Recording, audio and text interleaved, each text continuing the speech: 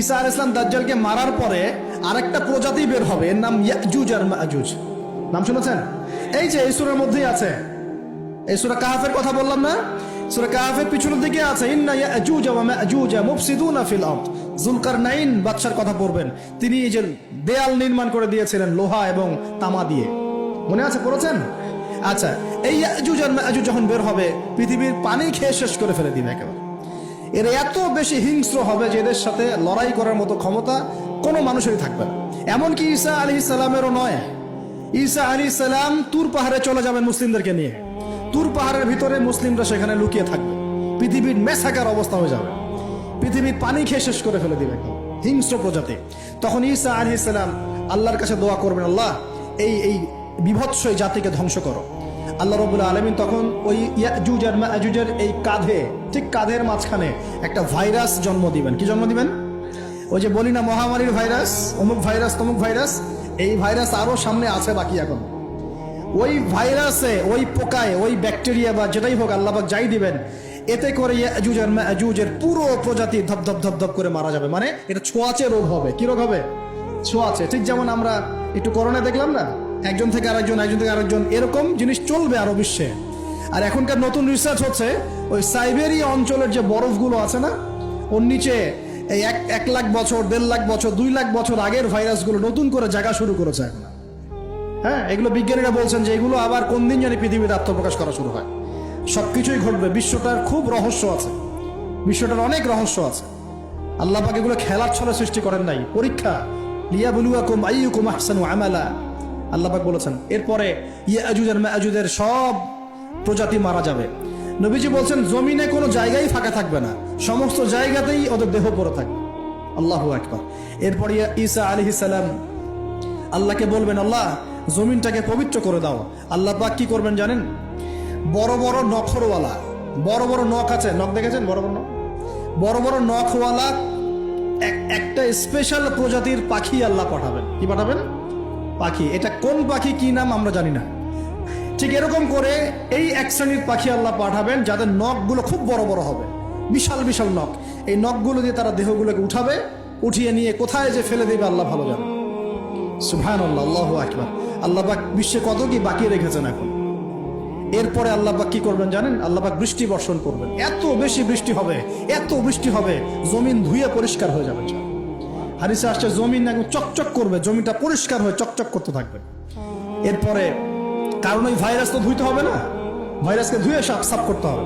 তারপরে ঈসা আলাইহিস সালামের সময়ে বলা হচ্ছে, তার সময়ে একটা ডালিম, ডালিম দেখেছেন কিনা?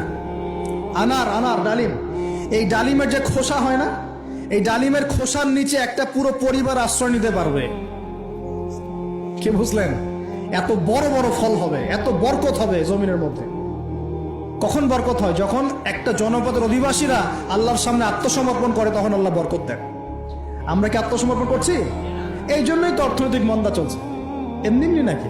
সুদ খাচ্ছেন, দিব্যি ঘুষ খাচ্ছেন, দুর্নীতি করছেন, জেনা করছেন, মানুষের সম্পদ আত্মসাৎ করছেন, মাপে কম দিচ্ছেন, আবার নামাজও করছেন, মাশাআল্লাহ। তো বরকত কোত্থেকে আসবে? তো বরকত কখন আসে? যখন একটা কম আল্লাহর সামনে সম্পূর্ণ আত্মসমর্পণ করে। একটা ডালিম হবে, এটা রূপকথা নয়, এগুলা গাল গল্প বলছি না। এই প্রতিটা কথা আল্লাহ পাকের ওহী থেকে আসছে, এর একটা কথা মিথ্যা হবে না ইনশাআল্লাহ তাআলা। বিশ্ববাসীরা দেখবে একটা ডালিমের নিচে একটা পরিবার আশ্রয় নিতে পারবে। এত স্পেসিফিকলি বলা হয়েছে হাদিসগুলোতে। নবী সাল্লাল্লাহু আলাইহি ওয়াসাল্লাম বলেছেন যে 10 জন ঘোড়সওয়ার, কয়জন ঘোড়সওয়ার? 10 জন ঘোড়সওয়ার বের হবে ইমাম মাহদীর সময়, যারা খোঁজ নিতে যাবে যে দেখি দাজ্জাল বের হয়েছে কিনা। ঘোড়ায় করে খোঁজ নিতে যাবে, দেখি দাজ্জাল বের হয়েছে কিনা। ওই 10, নবীজি বলছেন আমি ওই 10 জনের নামও জানি, ওদের বাবার নামও জানি। সুবহানাল্লাহ, এত স্পেসিফিক জ্ঞান দেয়া হয়েছে আল্লাহর পক্ষ থেকে নবী সাল্লাল্লাহু আলাইহি ওয়াসাল্লামকে। তার হাদিস থেকে বলছি যে ডালিমের নিচে পরিবার আশ্রয় নিতে পারে। তো অনেকে হয়তো হাসবে, কি বলে এটা উল্টা পাল্টা কথা, তাই না? নাস্তিকরা মনে করতে পারে যে হাসবে, আরে হাহারি এক দিয়ে রেখে দেবে। এখন মানুষ ফেসবুকের মতো চিন্তা করে, ফেসবুকের মতো হাসে, ফেসবুকের মতো কাঁদে। মানুষ এখন রোবটিক হয়ে গেছে, ঠিক আছে? আচ্ছা, তো এরপর কি? এরপরে বরকতের এই সময়টা শেষ হয়ে যাবে কখন? যখন মানুষ আবার সেই জেনা, পাপ, শিরিক, কুফর এগুলোতে লিপ্ত হবে। আল্লাহ রাসূল বলছেন এমন একটা মানুষও বাকি থাকবে না, একটা মানুষও না যে খালি লা ইলাহা ইল্লাল্লাহ কালিমাটা পড়তে জানে, এমন একটা মানুষও বাকি থাকবে না। বলেন নাউজুবিল্লাহ। ওরা হবে এই পৃথিবীর সবচেয়ে নিকৃষ্ট মানুষ। ওদের চেয়ে নিকৃষ্ট কোনো মানুষ এই পৃথিবীতে হবে না। এখনো কি এরকম সময় আসছে? আসে নাই। এখন কি লা ইলাহা ইল্লাল্লাহ আছে না? আছে, হ্যাঁ, হয়তো তার পূর্ণাঙ্গ প্রয়োগটা নাই, কিন্তু কালিমা তো আছে কি না? তখন নবীজি বলছেন এমন একটা যুগ আসবে যে লা ইলাহা ইল্লাল্লাহ বলার মতো একটা মানুষ খুঁজে পাওয়া যাবে না, আর মানুষ রাস্তাঘাটে কুকুরের মতো জেনা করবে।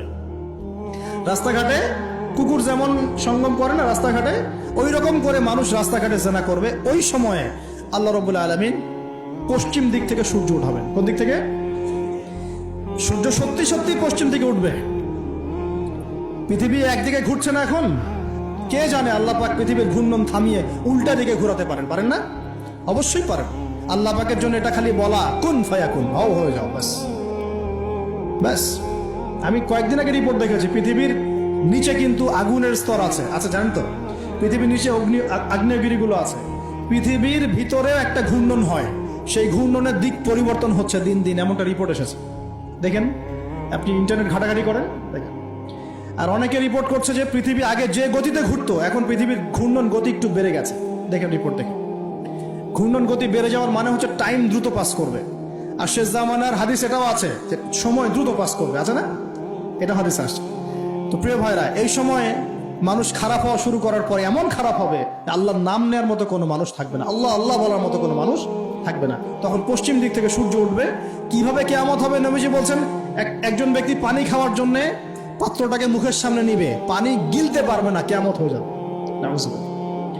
ইযা ওয়াকাআতিল ওয়াকিআ লাইসা লিওয়াকাআতিহা কাযিবা আল কারিআতু মাল কারিআ ওয়া মা আদরাকা মাল কারিআ। আছে না? আম্মা ইয়াতাসাআলুন আনিন নাবাইল আযীম। কত সূরা আছে কিয়ামত সংক্রান্ত, পড়ে দেখেন। ইযা যুলজিলাতিল আরদু জিলজালাহা ওয়া আখরাজাতিল আরদু আসকালাহা ইযা আশ-শামসু কুওয়িরাত ওয়া ইযা আন-নুজুমু ইনকাদারাত। এই সূরাগুলো পড়ে দেখেন। আম্মা পারার শেষ পারাটা, যেটা 30তম পারা, এর সূরাগুলো পড়ে দেখেন। কিয়ামত চোখে দেখতে পারবেন ইনশাআল্লাহ। সিংহায় ফুঁক দেওয়া হবে। আল্লাহ পাকের ফেরেশতার এত ক্ষমতা আল্লাহ দিয়েছেন, একটা ফুয়ে পুরো মহাবিশ্ব ধ্বংস হয়ে যাবে ইনশাআল্লাহ। চারটাখানি কথা নাকি? দ্বিতীয় ফুৎকারে আবার সবাইকে জীবিত করা হবে। এবং এই যে দুনিয়ার জীবনটা আমরা কাটাচ্ছি, এই 30, 40, 50, 60, 100 বছরের জীবন, এই জীবনের এক একটা হিসেব আল্লাহর সামনে দাঁড়িয়ে সেদিন দেওয়া লাগবে। অতএব এই দুনিয়ার জীবনটাতে প্রস্তুতি গ্রহণ করি, 5 ওয়াক্ত নামাজ পড়ি, যাকাত দেই, কালিমা বোঝার চেষ্টা করি, আল্লাহ তাওহীদ শিখি, জানি, বুঝি, নবীর সুন্নত অনুযায়ী আমল করি, হালাল খাই, পরিবার গড়ি, মানুষকে সৎ কাজের দাওয়াত দেই, অসৎ কাজে নিষেধ করি, ইসলামকে আল্লাহর জমিনে প্রতিষ্ঠা করার চেষ্টা করি। আল্লাহ পাক যা দিয়েছেন, জানমাল, সময়, শ্রম, আল্লাহ পাক যা দিয়েছেন, ক্ষমতা, প্রতিপত্তি, সম্পদ, এগুলোকে আল্লাহর দ্বীনের জন্য ব্যয় করি। ইনশাআল্লাহ দুনিয়া সফল হব, পরকালে সফল হব ইনশাআল্লাহ আযজা ওয়া জাল। আল্লাহ পাক আমাদের সবাইকে সমকালীন ফিতনাগুলো সম্পর্কে সচেতন থাকার তৌফিক দান করুন, এবং এই রমজান, আসন্ন রমজানে পরিপূর্ণরূপে ইবাদত করার তৌফিক দান করুন, এবং এই ইবাদত এবং শিক্ষাগুলোকে সারা বছর ধরে রাখার তৌফিক দান করুন, এবং জামানা সম্পর্কে সচেতন থেকে আগামী দিনে যা হবে সেভাবে পদক্ষেপ নেওয়ার তৌফিক আল্লাহ পাক দান করুন। আমিন।